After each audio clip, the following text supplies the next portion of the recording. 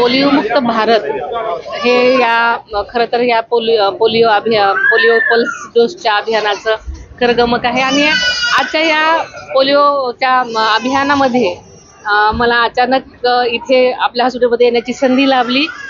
हे खरं तर भाग्यच आहे, कारण 5 वर्षाखालील बालकांना या 2 डोसमुळं त्यांच्या आरोग्यदायी जीवनाला सुरक्षित आणि आनंददायी बनवण्यासाठी खूप मदत होणार आहे.